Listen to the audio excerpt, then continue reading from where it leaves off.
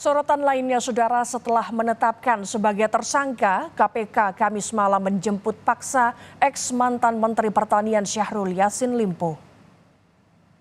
Mantan Menteri Pertanian Syahrul Yassin Limpo tiba di gedung KPK pada pukul 19.26 waktu Indonesia Barat. Sebelumnya, Syahrul Yassin Limpo dijadwalkan menjalani pemeriksaan KPK pada Rabu lalu. Namun Syahrul meminta penjadwalan ulang karena menjenguk ibunya yang sedang sakit di Makassar, Sulawesi Selatan. Syahrul sebenarnya dijadwalkan akan diperiksa pada hari Jumat 13 Oktober. Namun sepertinya KPK melakukan langkah lebih dulu dengan menjemput paksa Syahrul Yassin Limpo. Pada KPK memberikan pemberitahuan untuk tidak dapat mengikuti pemeriksaan karena bahwa tentu ketika melakukan penangkapan terhadap tersangka ada alasan sesuai dengan hukum acara pidana, misalnya kekhawatiran melarikan diri, kemudian adanya kekhawatiran menghilangkan bukti-bukti begitu ya. Yaitu yang kemudian menjadi dasar tim penyidik KPK kemudian melakukan penangkapan dan membawanya di Gedung Merah Putih KPK. Meskipun di surat panggilannya di foto yang beredar itu dipanggil untuk tanggal 13 itu, Mas? Besok. Iya, betul. Ada panggilan itu, tetapi ini masih dalam rangkaian yang kemarin tentunya ya, bahwa kami mendapatkan informasi yang bersangkutan kan sudah di Jakarta gitu ya, dari tadi malam, dan saya pikir sesuai dengan komitmennya yang kemarin kami sampaikan, bahwa dia akan kooperatif semestinya datang kan gitu. Saya pastikan Pak Syahrul Yassin Limpo itu tidak akan melarikan diri. Karena justru setelah dari Makassar itu dini hari beliau sudah sampai di Indonesia, di Jakarta, mohon maaf, saya ulangi. Sudah sampai di Jakarta. Seperti yang beliau sampaikan, ini adalah bentuk komitmen dengan sikap kooperatif. Jadi indikasi melarikan dirinya gimana? Kalau soal barang bukti sebenarnya KPK sudah dapat banyak sekali kan dari berbagai penggeledahan.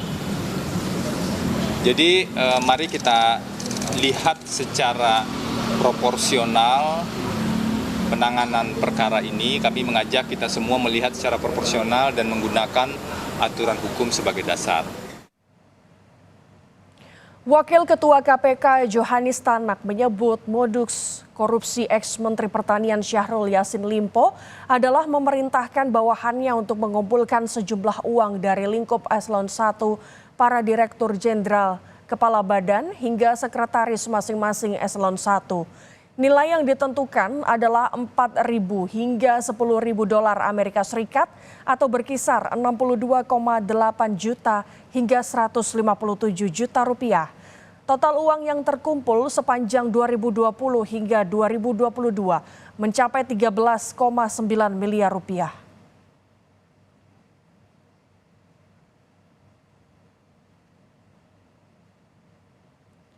KPK menetapkan 3 tersangka dalam kasus korupsi di Kementan, yaitu mantan Menteri Pertanian Syahrul Yassin Limpo serta Direktur Alat dan Mesin Pertanian Kementan Muhammad Hatta.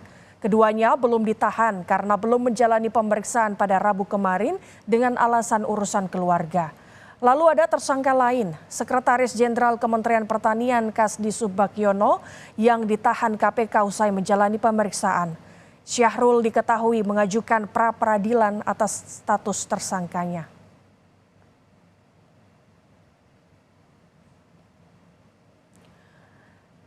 Sebelumnya, KPK telah menggeledah rumah dinas Menteri Pertanian, rumah pribadi Syahrul Yassin Limpo di Makassar dan mengumpulkan sejumlah barang bukti.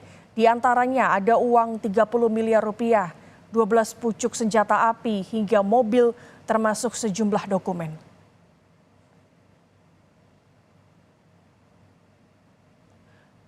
Partai Nasdem menanggapi soal penjemputan paksa mantan Menteri Pertanian Syahrul Yassin Limpo oleh KPK. Politisi sekaligus bendahara umum Partai Nasdem Ahmad Syaroni menyatakan ada kesewenang-wenangan dari penangkapan ini. Syaroni maksud kami menambahkan penangkapan paksa yang dilakukan KPK tidak berlandasan dengan hukum acara yang sebagaimana mestinya. Apa dengan KPK memaksa malam ini penjemputan paksa. Sedangkan mekanisme hukum acara belum dilalui. Berarti Nasdem sendiri nilainya jemput paksa yang dilakukan oleh pihak KPK tadi ini bagaimana, Bang? Ini ada kesewenang-wenangan yang dilakukan. Siapa di dalamnya, saya tidak pernah bisa menilai dengan apa yang ada di dalamnya. Tapi ini adalah perlakuan hal yang boleh dibilang kesewenang-wenangan. Tidak berlandaskan hukum acara yang sebagaimana mestinya.